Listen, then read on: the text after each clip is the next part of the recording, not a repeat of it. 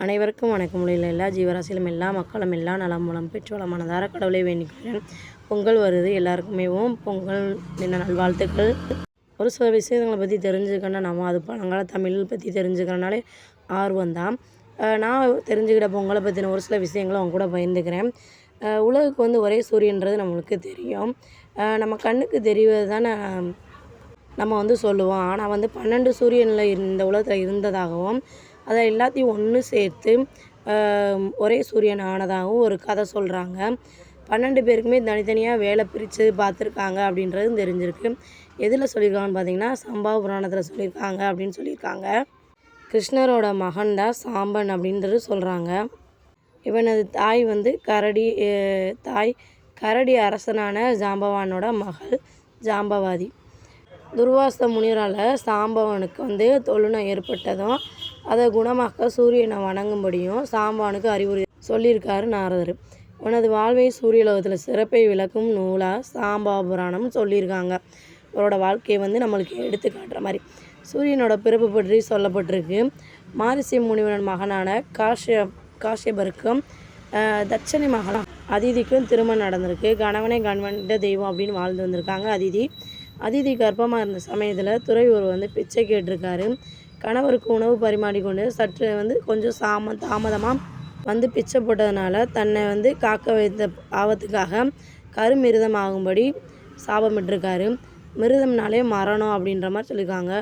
கருக்கலைஞ்சு விடு என்ற பயத்தில் அதிதி கணவனோட இதை பற்றி முறையிட்டிருக்காங்க. அவர் இதை பற்றி கவலைப்படலை. மிருத சஞ்சீவினி அப்படின்னு சொல்லும், இதிலேருந்து தானே பிறக்குது அந்த சொல்லும். ஒருவேளை முனிவர் மரணத்திலேருந்து விடுதலை பெறட்டும் அப்படின்னு கூட சொல்லியிருக்கலாம். கவலைப்படாத அப்படின்றாங்க. நீ சுமக்கிற கரு கலைஞ்சு அது பேரண்டமாக உருவெடுக்கும் அப்படின்னு சொல்கிறாரு. காஷ்யபர் சொன்னது போலவே பிரகாசத்தோட 12 சூரியன்கள் பிறந்ததாகவும் அவர்களுக்கு ஆதித்யர்கள்னு பெயர் வச்சுருக்காங்கன்னு சொல்கிறாங்க. இவர்களை ஒருங்கிணைச்சு ஒரே சூரியனாக வளர்த்துருக்காங்க அப்படின்னு சொல்கிறாங்க. இருப்பினும் மாதத்துக்கு ஒருத்தர் வீதம் 12 பேர் 12 பணிகள், அதாவது பணிகளை செய்யணும் அப்படின்னு சூரியன்களுக்கு வேலையை பிரித்து கொடுத்துருக்காங்க. இதன்படி இந்திரன் என்பவர் மழைப்பொழிவு கவனித்து கொண்டிருக்காரு. தாதா என்பவர் சமுதாயம் என்பது இப்படி தான் இருக்கணும் அப்படின்ற விதிகளை வகுத்திருக்காரு. பார்ஜன்யா பூமி வெப்பமயமாதலை ஒடுக்கி சமசீதனமாக கிடைக்க வழி செஞ்சுருக்காரு. துவஸ்டா தாவரங்கள் விளைச்சலை கவனிச்சிருக்காரு. பூசா பயிர்களுக்கு தனித்தனி சுவையை கொடுத்துருக்காரு. ஆரியமான் முன்னோர் வழிபாட்டுக்குரிய பணிகளை செஞ்சுருக்காரு. பாக் உயிர்களுக்கு உருவத்தையும் உறுப்புகளையும் கொடுத்துருக்காரு.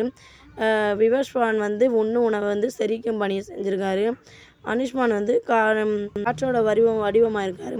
வர்ணர் தண்ணீர் எந்த அளவுக்கு உயிர்களுக்கு வேணும் அப்படின்றத சரிபார்த்து கொண்டார். தவறு செஞ்சால் உயிர்களுக்கு தண்ணீரில் மூழ்கடிக்கும் பணியும் செஞ்சுருக்காரு. மித்ரர் முனிவர்களில் வேதம் ஓதுவோருக்கு நன்மை வழங்கி வந்திருக்காரு. விஷ்ணு சூரிய நாராயணாய வானத்தில் வலம் வந்துக்கிட்டு இருக்காரு. ஒட்டுமொத்த உலகத்தையுமே கண்காணிச்சிட்டு வந்திருக்காரு. பொங்கல் நாளில் 12 சூரியன் மனதில் நினச்சி உலக உயிர்களை நன்மை செய்யணும் அப்படின்றத மனசார வேண்டிக்கிடுவோம். மறுபடியும் எல்லாருக்கும் இனிய பொங்கல் நல்வாழ்த்துக்கள்.